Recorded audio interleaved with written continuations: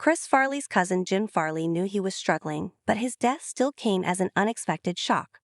Though the late comedian still remains a touchy subject, the Ford CEO, 62, opened up about his relationship with Chris and how the pressures of fame that plagued the former Saturday Night Live star after he made it big. Known in the Farley family as its certified goofball, Jim told the Detroit News that Chris was a troublemaker who always made people laugh with his live in the moment, let's have fun type of mannerisms.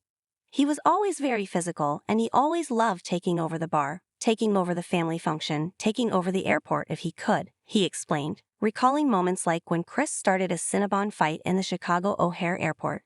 He was always performing, always. When Chris got his big break on the late-night sketch show, his career took off, but he began struggling with his mental health. The pressure to remain on and live up to lofty expectations made him so overwhelmed, and he used drugs and alcohol to cope. On the one hand, fame gave him a great way to touch a lot of people's lives with comedy, which really made him happy, Jim explained. He loved people coming up to him and telling him about how he made their life a little better because they had a snicker or a laugh.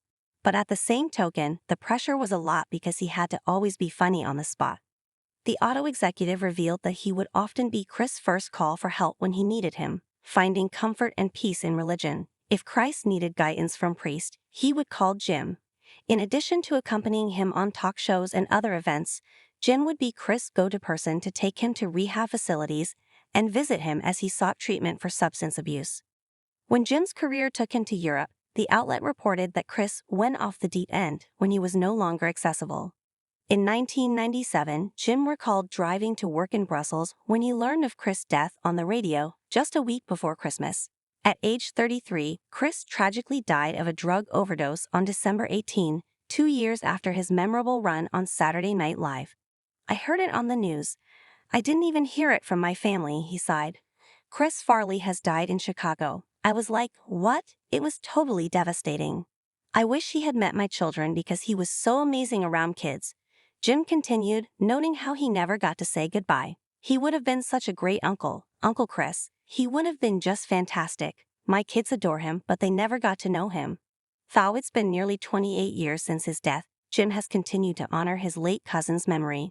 In addition to his work as Ford CEO, he's donated his time and his money to the Pope Francis Center in Detroit.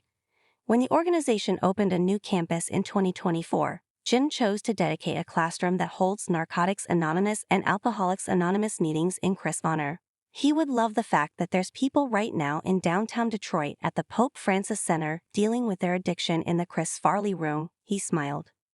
Jim said of Chris' legacy, he would be really happy to know how people still think about him. Not his addiction, not his downfall, but his comedy. He would love the fact that people are still watching Tommy Boy.